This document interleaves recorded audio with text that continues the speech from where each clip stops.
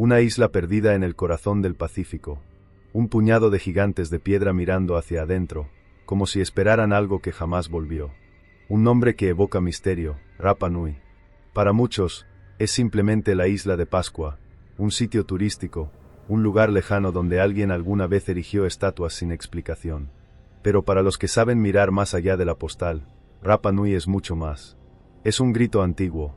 Es una advertencia esculpida en roca. Es una historia contada a medias que aún no ha terminado. Durante siglos, se nos ha enseñado a ver la historia como una línea recta.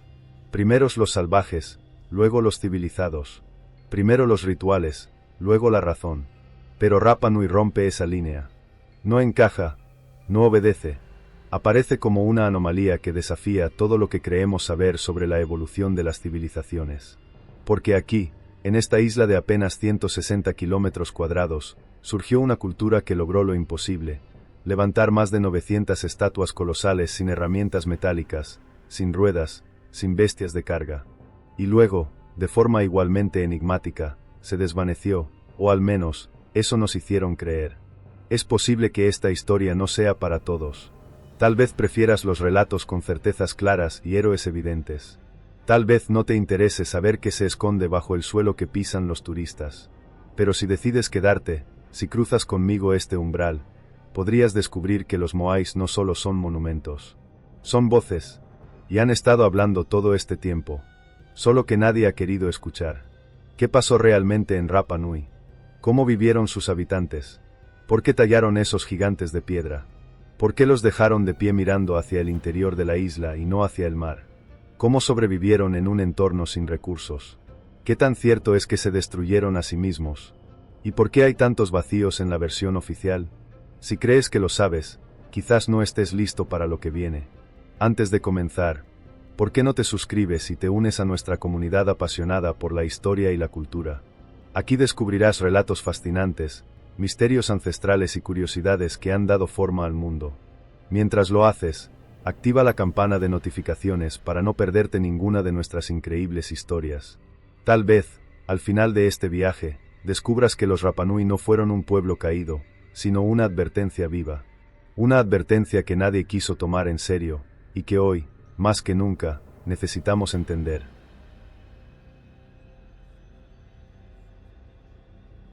A más de 3,500 kilómetros de cualquier costa continental, en medio de un océano que parece no tener fin, emerge un pedazo de tierra diminuto, cubierto de praderas y rodeado por un mar que cambia de humor como si respirara.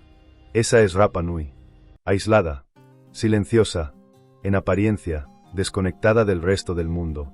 Así se nos ha contado su historia, como si fuese una cápsula detenida en el tiempo, habitada por un pueblo misterioso que, por arte de magia, levantó monumentos imposibles y luego desapareció. Pero esa imagen es una mentira cómoda. Y como toda mentira, oculta algo mucho más inquietante. La verdad es que Rapa Nui nunca estuvo tan sola como nos hicieron creer. Durante décadas, los académicos discutieron si fue colonizada desde el oeste, Polinesia, o desde el este, Sudamérica. Las evidencias arqueológicas, lingüísticas y genéticas terminaron por inclinar la balanza hacia la Polinesia. Pero los rastros sudamericanos nunca desaparecieron del todo. La presencia de cultivos como la batata, originaria del continente americano, en tiempos anteriores al contacto europeo, sugiere que los antiguos Rapa Nui no solo llegaron de lejos, sino que también supieron ir más allá. Y si los Rapa Nui no eran un pueblo aislado, sino parte de una red de navegantes que sabían leer el mar como nosotros leemos un mapa, la isla no fue un accidente. Fue un destino. Los antiguos polinesios, posiblemente desde las Islas Marquesas o Mangareva, no se lanzaban a lo desconocido por impulso. Utilizaban técnicas de navegación que hoy apenas estamos empezando a entender: observación de estrellas, patrones de olas, rutas de aves, comportamiento de las nubes. La llegada a Rapa Nui fue una hazaña planificada, con canoas de doble casco, provisiones, animales y la determinación de fundar un nuevo hogar. Y cuando pisaron tierra, no encontraron un paraíso vacío. Encontraron un terreno desafiante, con suelos volcánicos, limitadas fuentes de agua y una naturaleza que pondría a prueba su ingenio durante siglos. Aquí no había grandes árboles que invitaran al descanso. Todo debía ganarse. Y eso hicieron. Levantaron aldeas, cultivaron en campos delimitados por piedras, construyeron sistemas agrícolas sofisticados para conservar la humedad. Convirtieron un terreno hostil en un paisaje funcional. Pero no se limitaron a sobrevivir. Trascendieron, tallaron, organizaron, crearon, y entonces, levantaron los Moais. Gigantes de piedra, algunos de más de 10 metros de altura, esculpidos directamente en la cantera del volcán Rano Raraku. Transportados, de alguna manera aún discutida, a lo largo de kilómetros de terreno irregular, y colocados sobre plataformas ceremoniales llamadas Au. ¿Por qué? ¿Para quién? ¿Qué poder sostenía esa obsesión por mirar al interior de la isla, alineados con el sol, con el tiempo, con los ancestros?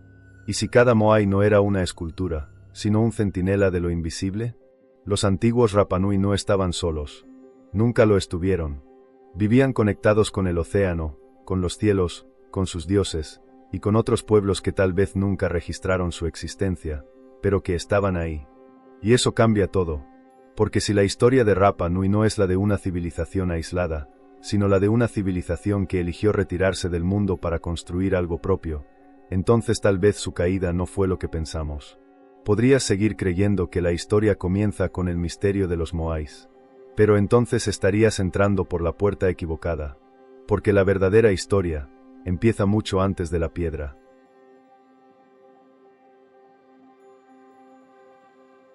Cuando uno observa un Moai por primera vez, algo se remueve por dentro. No es solo el tamaño. Es la mirada, vacía y fija, apuntando hacia el interior de la isla, no hacia el mar como muchos creen. Como si vigilara, como si esperara algo, como si supiera algo que el resto del mundo olvidó. Los Moais son, sin duda, la imagen más reconocible de Rapa Nui. Pero, ¿quiénes los construyeron realmente? ¿Qué los movía? ¿Y por qué tanto esfuerzo en levantar rostros que parecen contener más preguntas que respuestas? La idea más extendida es que los Moais representaban ancestros, figuras sagradas encargadas de proteger a los clanes y garantizar la fertilidad de la tierra. Pero hay algo que va más allá, porque no estamos hablando de unas pocas esculturas simbólicas. Estamos hablando de casi 1000 gigantes de piedra, esculpidos durante generaciones, cada uno con rasgos particulares, medidas precisas y rituales complejos de consagración. ¿Quién insiste en construir durante siglos estatuas colosales en una isla con recursos limitados, si no es por una razón que escapa a la lógica cotidiana? Los talladores eran más que artesanos. Eran guardianes del equilibrio. Se formaban desde la infancia, aprendiendo los cantos, los secretos de la roca, las proporciones sagradas que debían respetarse. Se cree que usaban herramientas de basalto para esculpir la toba volcánica de Rano Raraku, el gran taller de la isla, donde aún hoy yacen decenas de Moais inacabados, como si el tiempo se hubiese detenido justo en el instante del colapso. Pero no solo tallaban, también debían moverlos. Y aquí comienza uno de los mayores enigmas de Rapa Nui. ¿Cómo trasladaban estos gigantes, de hasta 90 toneladas, por terrenos irregulares, sin grúas ni ruedas? Las teorías abundan. Algunos creen que los caminaban, balanceándolos con cuerdas desde ambos lados, como si los hicieran dar pasos de un lado a otro. Otros defienden el uso de trineos, rodillos o incluso sofisticadas plataformas de deslizamiento. Pero ninguna explicación logra aplacar del todo el asombro. Porque más allá del cómo, está el por qué. El proceso era ritual. No se movía un Moai sin permiso del Ariki, el líder espiritual. No se levantaba uno sin ceremonia.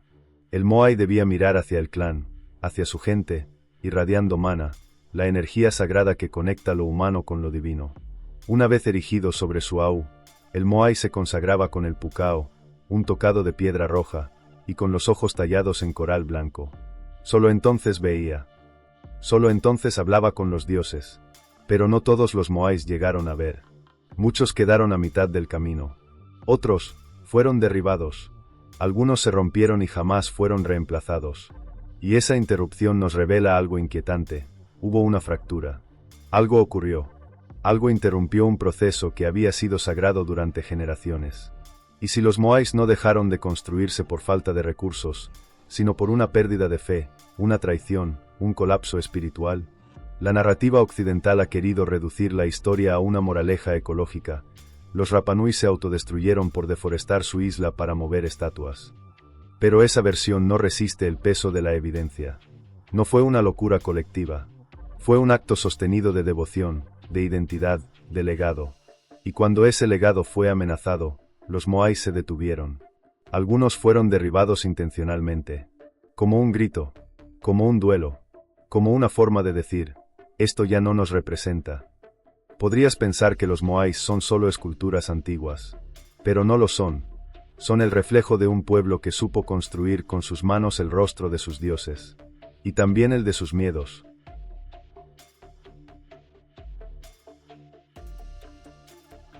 Imagina una civilización aislada, sin contacto con grandes imperios, sin influencia de alfabetos extranjeros, y aún así, crea su propia escritura. Una serie de signos misteriosos, tallados en madera, que se leen en una dirección única, en espiral, alternando de abajo hacia arriba y de derecha a izquierda. Así es el rongorongo, la enigmática escritura Rapa Nui. Uno de los pocos sistemas de escritura independiente nacidos en completo aislamiento. Un lenguaje que, hasta hoy, nadie ha logrado descifrar por completo. ¿Qué historia quisieron dejar los Rapa Nui tallada en madera? ¿Y por qué se silenciaron esas voces tan pronto fueron oídas? Los registros más antiguos de rongorongo aparecieron tras la llegada de los misioneros en el siglo XIX. En tablillas de madera ahumada, delgadas, cubiertas por símbolos que se repiten, se combinan, que parecen animales, plantas, seres humanos en posiciones rituales. Cuando se descubrieron, nadie supo leerlos. Y aún hoy, nadie puede hacerlo con certeza. Solo se conservan unas pocas decenas de piezas auténticas. Muchas fueron destruidas, quemadas, desechadas por misioneros que veían en ellas idolatría. O por los propios Rapa Nui, obligados a esconder o negar su cultura. No hay otro pueblo polinesio que haya desarrollado un sistema de escritura como este. Lo que plantea una posibilidad perturbadora. ¿Qué si los Rapa Nui no estaban tan aislados como creemos? ¿Y si el rongorongo no era un fenómeno único, sino la última chispa de una red cultural mucho más compleja que nunca fue registrada? Algunos investigadores han intentado vincularlo con escrituras sudamericanas precolombinas. Otros lo han comparado con símbolos de la isla de Flores, o con los jeroglíficos mayas. Todos coinciden en una cosa: hay patrones, hay ritmo, hay repeticiones que parecen cantos. Porque el rongorongo no era solo visual, era oral, rítmico, ritual. Probablemente no se leía, se entonaba. En ceremonias, en funerales, en consagraciones, en secretos que no podían ser dichos en voz alta. Se cree que solo los sabios, los tangata rongorongo, conocían su verdadera lectura. Formaban parte de un linaje cerrado, casi sacerdotal. Transmitían el conocimiento de memoria. No todos podían tocar las tablillas, mucho menos tallarlas. Cada símbolo era más que un sonido o palabra. Era un acto de conexión con los dioses, con los ancestros, con la historia viva de la isla. Y si alguien cometía un error al leer, se decía que podía enfermar, enloquecer o invocar fuerzas que no podían controlarse. Pero el conocimiento se quebró. Con las epidemias, con la esclavitud, con la imposición del cristianismo, los tangata rongorongo desaparecieron. Algunos fueron asesinados. Otros murieron sin discípulos. Y con ellos se fue la llave del lenguaje. Hoy, lo que queda son tablillas dormidas, signos mudos, preguntas suspendidas. Y el presentimiento constante de que algo esencial se perdió justo antes de ser comprendido. Las teorías abundan, que el rongorongo guarda el relato del origen de los moais, que contiene calendarios astronómicos, listas genealógicas, cantos rituales o incluso advertencias sobre un cataclismo. Pero sin la voz que lo entonaba, todo es conjetura. Y esa es la tragedia. Tenemos el mensaje, pero no al mensajero. Podrías pensar que eso ya no importa, que es solo arqueología, misterio romántico para turistas y eruditos. Pero entonces estarías negando la esencia de toda cultura, su derecho a narrarse. Los Rapa Nui tallaron su voz para que no se perdiera. Y nosotros, al no entenderla, la condenamos a un silencio doblemente cruel.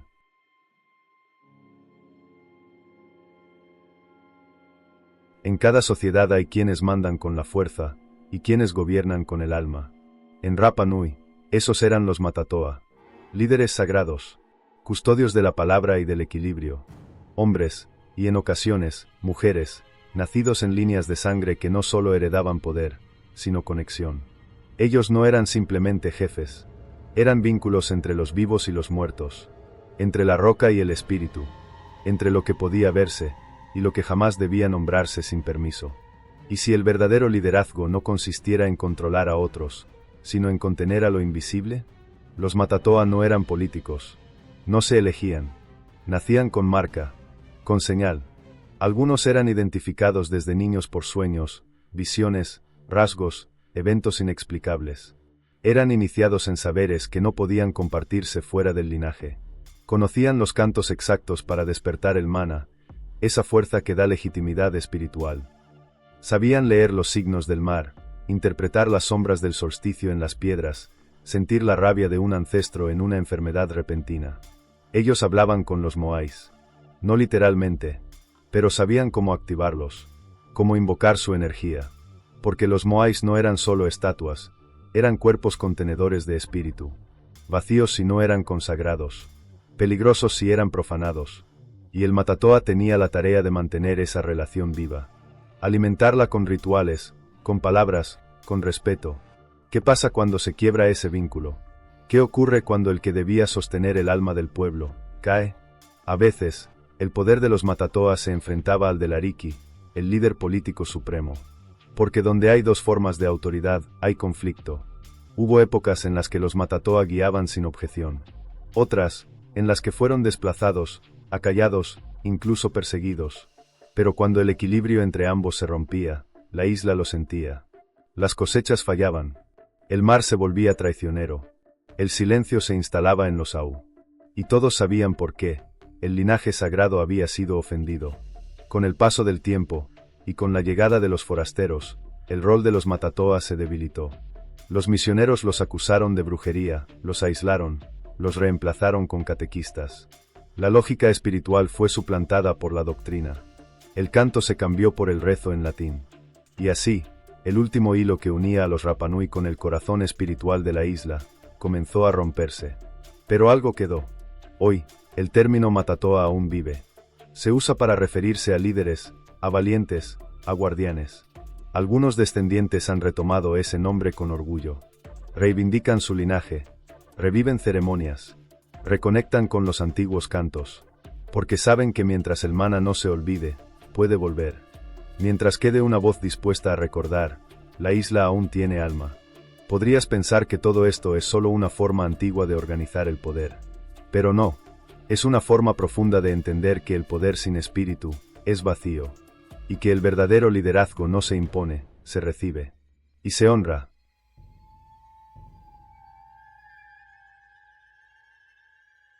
Durante años, la historia de Rapa Nui se ha presentado como una advertencia, un pueblo que devastó su propio ecosistema, que taló todos sus árboles para mover estatuas, que se sumió en el hambre, en el caos, en el canibalismo.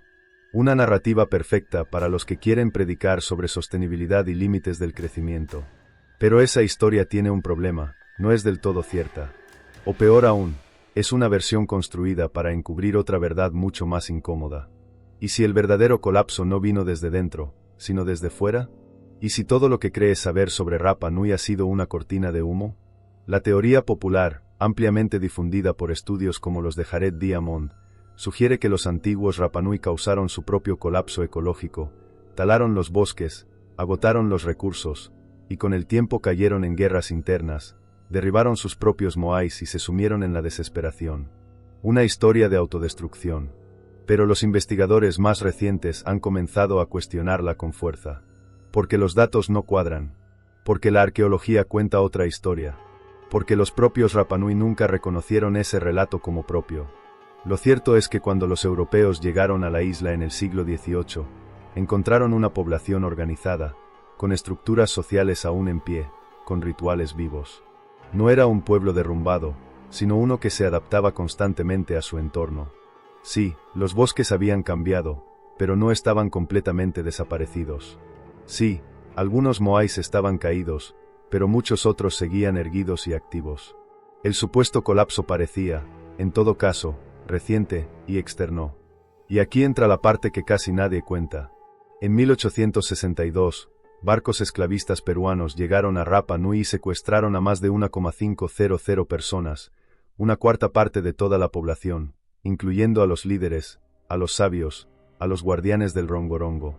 Solo unos pocos regresaron, enfermos, rotos, y con enfermedades europeas que arrasarían a los que quedaron. Poco después, llegaron los misioneros, con sus dogmas, con sus prohibiciones, con su destrucción sistemática de templos y saberes. Lo que se perdió, no se perdió por árboles, se perdió por saqueo, por imposición, por enfermedad. ¿Qué ocurre cuando una cultura es juzgada por su fracaso, sin mencionar que fue despojada, mutilada, humillada por fuerzas que venían de un mundo supuestamente superior? Esta es la verdadera tragedia de Rapa Nui, no solo haber sido invadida, sino haber sido convertida en símbolo de su propia culpa. La narrativa del colapso autoinfligido le sirvió al colonialismo para justificar su intervención. Vinimos a civilizarlos, a salvarlos de sí mismos. Pero los Rapa Nui no pidieron salvación. Lo que pidieron fue respeto. Lo que ofrecieron fue sabiduría. Lo que recibieron fue olvido. Hoy, esa historia empieza a cambiar. Arqueólogos, historiadores y, sobre todo, los propios descendientes Rapa Nui están reescribiendo el relato. Reivindican su resiliencia, su capacidad para adaptarse, su fuerza frente a la adversidad. Porque entienden que una cultura no se mide por cuántos árboles taló, sino por cuántas veces fue capaz de renacer cuando quisieron borrarla. Podrías seguir creyendo que Rapa Nui se destruyó a sí misma. Pero si lo haces, estás ayudando a mantener viva una mentira cómoda, y enterrando una verdad urgente.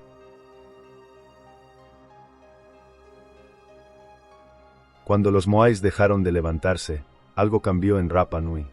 No fue solo un cambio político. Fue un giro espiritual. Un nuevo sistema emergió, reemplazando las antiguas estructuras de poder por un orden basado en riesgo, astucia y conexión con lo invisible.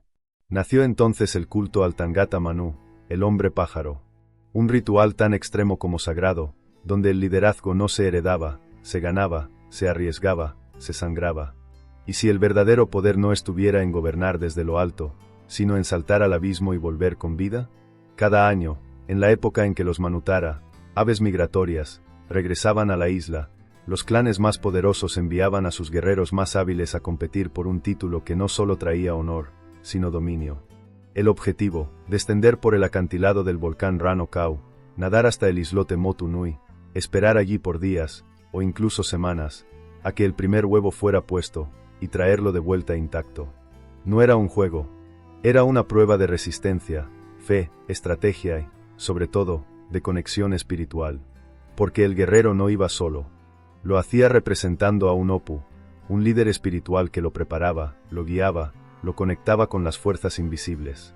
Si el guerrero tenía éxito, su Opu era nombrado Tangata Manu y se convertía en la figura de mayor autoridad de la isla durante un ciclo completo. Un nuevo tipo de líder, ungido no por linaje, sino por voluntad de los dioses. Y si en vez de urnas y discursos, nuestras sociedades eligieran líderes dispuestos a arriesgar su cuerpo, su sangre, su cordura, por el bien de su pueblo, el culto al hombre pájaro no fue una ruptura con el pasado, sino una mutación. Una adaptación ritual al colapso del orden anterior. Cuando los Moais ya no hablaban, cuando el mana se diluía, los Rapa Nui buscaron otra vía para canalizar el poder. Y lo hicieron no desde los templos, sino desde los acantilados. Porque entendieron que el liderazgo no podía ser estático.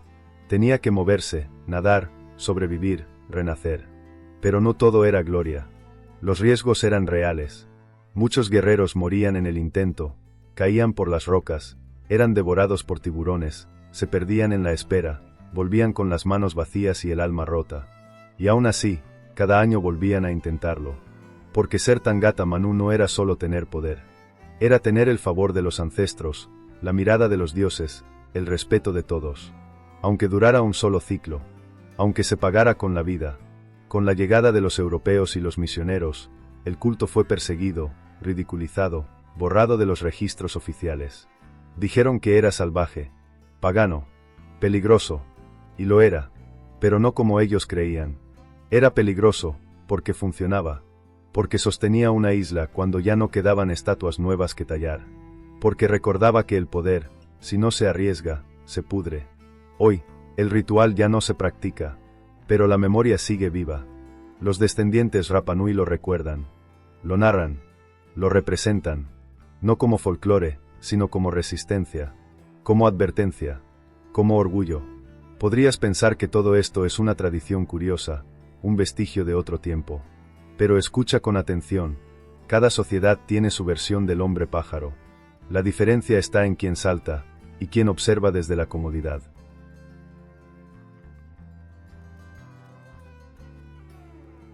Pocas palabras provocan tanto rechazo y fascinación como esta: canibalismo.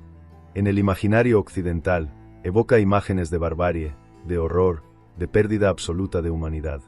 Y sin embargo, cuando aparece vinculada a los Rapa Nui, suele usarse como evidencia de su caída, como prueba final de un pueblo que se habría destruido a sí mismo. Pero esa versión, como muchas otras, ignora algo esencial: el contexto. Porque lo que se ha contado como locura, puede haber sido estrategia. Lo que se juzga como salvajismo, puede haber sido supervivencia. Y si lo más brutal que hicieron los Rapa Nui no fue por ignorancia, sino por amor feroz a su existencia, es cierto que existen relatos, tanto orales como escritos por cronistas europeos, que hablan de episodios de canibalismo en la isla. Pero reducir toda una civilización a eso es cometer el mismo error que convirtió a África en la tierra de las tribus salvajes. Hay que mirar más de cerca, entender los ciclos de sequía, las epidemias traídas desde fuera, las invasiones, la pérdida de estructuras religiosas impuestas por el contacto con misioneros. ¿Qué harías tú si ves morir de hambre a tus hijos, si tus campos ya no dan fruto, si tus dioses han sido profanados y el último chamán ha sido esclavizado o asesinado? En ese contexto de colapso inducido, fragmentación de clanes y presión externa, algunos grupos tomaron decisiones desesperadas. El canibalismo, en ciertos casos, fue simbólico. En otros, fue un acto extremo de dominación: comer a tu enemigo para apropiarte de su mana. En otros, fue literal: sobrevivir cuando ya no quedaba nada. Pero en ningún caso fue un hábito cotidiano. No fue cultura. Fue excepción. Fue grito. Fue cicatriz. Y sin embargo, esa cicatriz fue usada en su contra. Cuando los europeos documentaron estos actos, no lo hicieron con empatía ni intención de entender. Lo hicieron con desprecio, con superioridad. Para justificar la intervención, la evangelización, la prohibición de rituales, la quema de ídolos, la destrucción de genealogías completas. Porque si un pueblo es caníbal, entonces merece ser salvado a la fuerza. No, pero incluso en esos tiempos oscuros, los Rapa Nui no se rindieron. Crearon nuevos tabúes para marcar lo sagrado. Reinventaron reglas para no cruzar ciertos límites. Refugiaron su cultura en símbolos, en nombres, en danzas que podían parecer entretenimiento, pero que escondían plegarias. El conflicto no solo fue entre clanes. Fue interno, entre la desesperación de olvidar quiénes eran, y la necesidad de seguir siéndolo a toda costa. Y esa fue su forma más radical de resistencia: mantenerse, aunque fuera a través de la grieta. Aunque tuvieran que hacerlo desde el subsuelo de la historia. Hoy, los descendientes Rapa Nui no niegan esa parte de su pasado. La enfrentan, la explican, la resignifican, porque saben que una cultura no es menos digna por haber sufrido. Al contrario, su dignidad está en no haberse extinguido, en seguir cantando, bailando, esculpiendo, recordando, mientras el mundo sigue señalándolos con el dedo. Podrías seguir creyendo que el canibalismo fue su fin, pero quizá fue su último recurso para no desaparecer.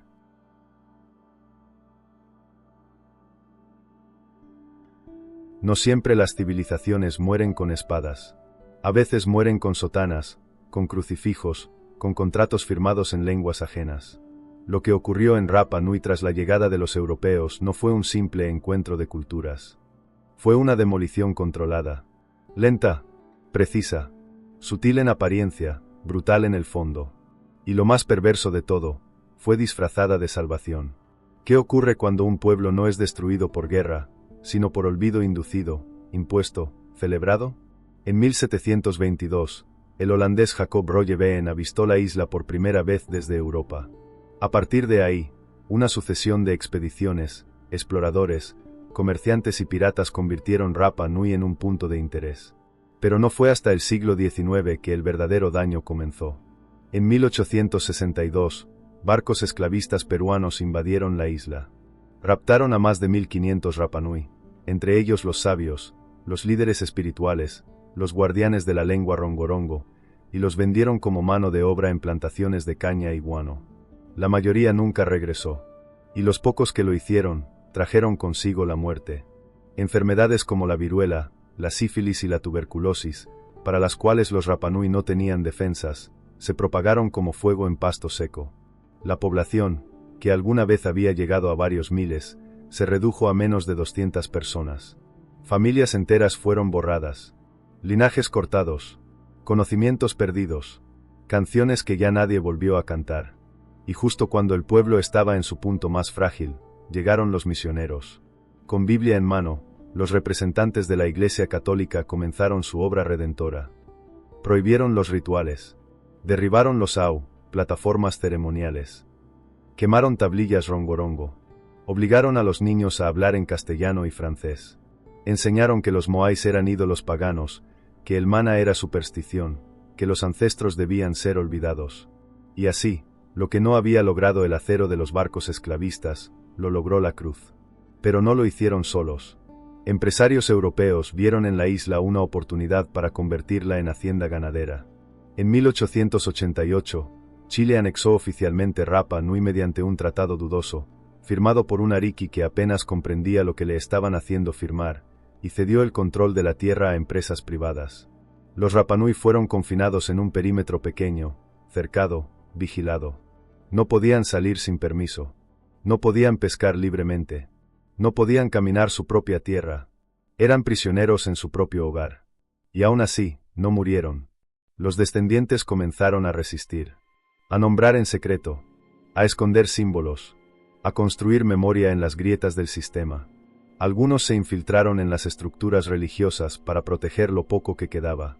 Otros huyeron a cuevas, a acantilados, a rituales disfrazados de fiestas cristianas. Y así, bajo la sombra de la cruz y el capital, la identidad Rapanui sobrevivió, en susurros.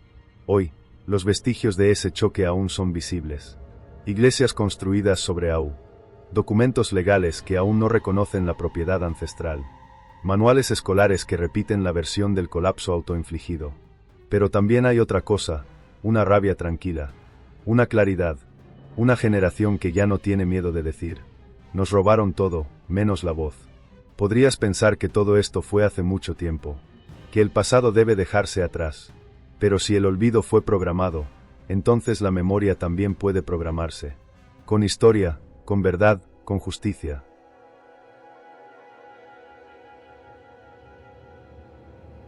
Después del saqueo, la esclavitud, la evangelización forzada y el cercamiento de sus tierras, muchos pensaron que el pueblo Rapanui había sido reducido a una sombra, a un vestigio, a una cultura extinta que solo podía ser estudiada en museos. Pero estaban equivocados, porque en las grietas del silencio, algo sobrevivía. Una palabra, un gesto, un nombre, lo suficiente para sostener una llama. Y esa llama no solo no se apagó, hoy arde con fuerza.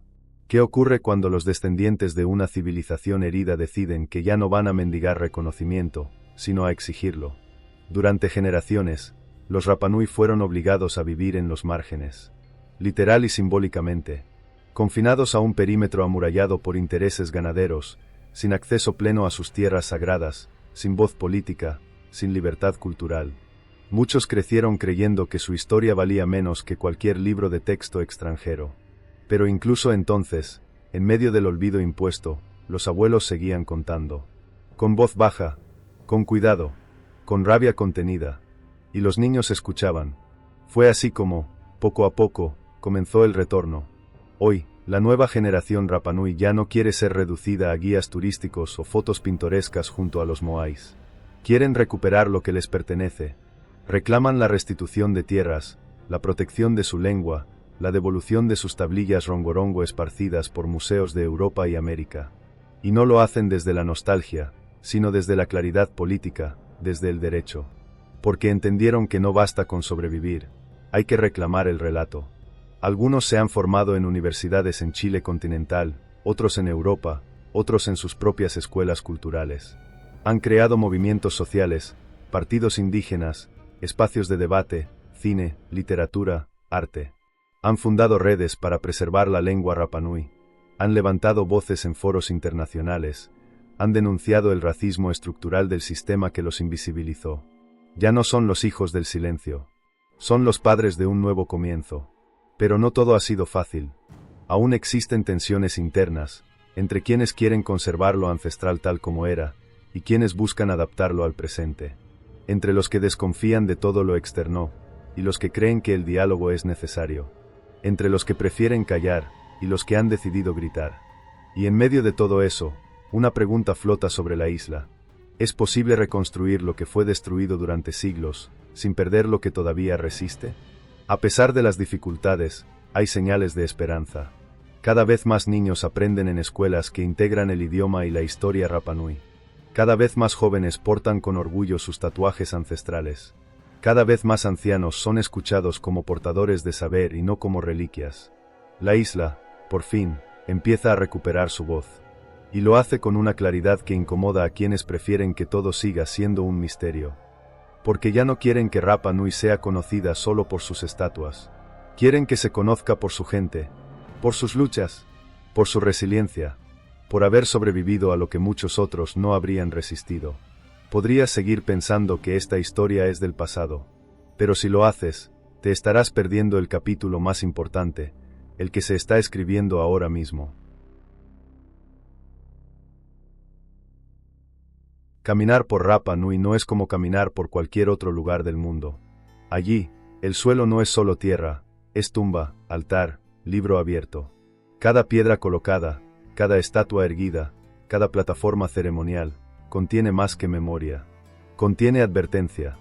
No escrita con tinta, sino con actos, con errores, con silencios, con decisiones que no se pueden deshacer. Y aunque muchos van a la isla buscando fotos, lo que deberían buscar es el mensaje. Porque la isla aún habla. La pregunta es, ¿estamos preparados para escucharla? Los moais, esas figuras gigantes que se elevan como preguntas sin respuesta, no son simplemente monumentos.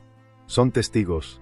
Son recordatorios de lo que un pueblo puede construir cuando cree, y de lo que puede perder cuando le arrebatan su voz. No están allí para que los admiremos. Están allí para que nos detengamos. Para que entendamos que la historia de Rapa Nui no es una curiosidad arqueológica, es un espejo. Porque lo que ocurrió en la isla no fue un caso aislado. Fue un ensayo general de lo que le ha pasado, y le sigue pasando, a muchas culturas originarias. Colonización, saqueo, silencio, folclorización. Convertir una civilización viva en postal. Convertir la tragedia en atractivo turístico. Convertir la resistencia en color local. ¿Y si todos formamos parte de esa cadena de olvido? Pero los Rapa Nui, incluso después de todo, no han desaparecido. Siguen allí, en las escuelas, en los cantos, en los reclamos, en las miradas profundas de los ancianos que aún recuerdan cuando la tierra era libre.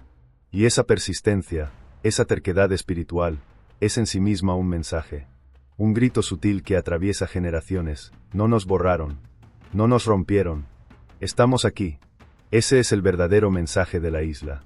No solo es historia. Es advertencia. Rapa Nui nos dice lo que pasa cuando se rompe el vínculo entre el ser humano y la tierra. Cuando se reemplaza el respeto por la explotación. Cuando se sacrifica la memoria por el beneficio. Cuando se deja de escuchar a los sabios porque no tienen título universitario. La isla nos habla, pero no grita. Murmura. Espera. Observa. Podrías seguir viviendo como si el mundo fuera infinito. Como si la memoria no importara. Como si siempre habrá más tiempo. Pero cada piedra caída en Rapa Nui nos dice otra cosa, que lo perdido, cuando se va, ya no vuelve igual. Y tal vez por eso estás aquí. Porque algo dentro de ti también busca escuchar lo que otros han callado por siglos. Rapa Nui no es solo una isla. Es una herida abierta en medio del océano.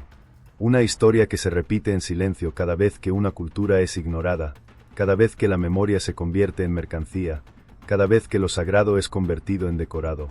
Pero también es algo más, es una llama que nunca se extinguió. Un susurro que desafía al tiempo.